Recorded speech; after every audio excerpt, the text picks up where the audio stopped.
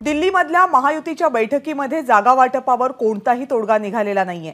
त्यामुळे 2 दिवसांनंतर दिल्लीमध्ये महायुतीची पुन्हा एक बैठक होईल।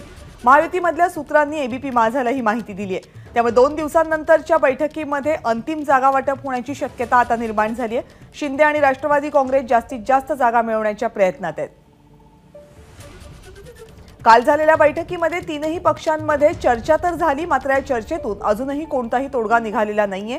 केंद्रीय गृहमंत्री अमित शहा यांच्यासोबत झालेल्या तीनही पक्षांच्या बैठकीमध्ये एक फॉर्म्युला निश्चित करण्यात आल्याची माहिती समोर आली होती। मात्र ज्या जागा शिवसेनेला आणि राष्ट्रवादी काँग्रेसला दिल्या जातात त्याबद्दल दोन्ही पक्ष समाधानी नसल्याची सूत्रांची माहिती आहे। त्यामुळे दोन्ही पक्ष आणखी काही जागा मिळवण्याच्या प्रयत्नात आहेत। आणखीन माहिती निलेश बुधावले आपल्याला देतात। निलेश, कविता, महायुतीचे 2 दिवसानंतर बैठक पार पडेल आणि या बैठकीमध्ये अंतिम शिक्कामोर्तब होताना पाहायला मिळणार आहे। शुक्रवारी रात्री जी मीटिंग झाली त्या बैठकीमध्ये अंतिम तोडगा निघाला नसल्याची माहिती समोर येताना पाहायला मिळते।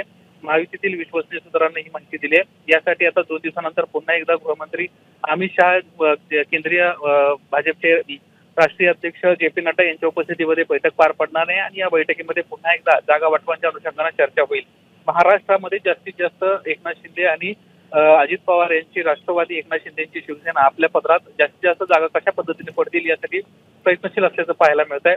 कालपर्यंत जर आपण माहिती पाहिली तर एक अंकी आकडा या दोघांच्याही वाट्याला येणार अशाच पद्धतीची मोठ्या प्रमाणात चर्चा होती। मात्र या संदर्भातली अद्याप माहिती समोर येताना पाहायला मिळत नाहीये। जास्तीत जास्त आकडा कशा पद्धतीने आपल्या पदरात पडेल यासाठी दोन्ही पक्ष सध्या प्रयत्नशील आहेत आणि त्यामुळेच अद्याप जागा वाटपांचा जो तिढा आहे तो सुटला नसल्याचं पाहायला मिळत आहे। 2 दिवसामध्ये या संदर्भात पुन्हा बैठक दिल्लीमध्ये पार पडेल आणि त्या बैठकीमध्ये निर्णय होताना पाहायला मिळेल। कविता, निलेश, धन्यवाद या माहितीबद्दल। एबीपी माझा, उघडा डोळे बघा नीट।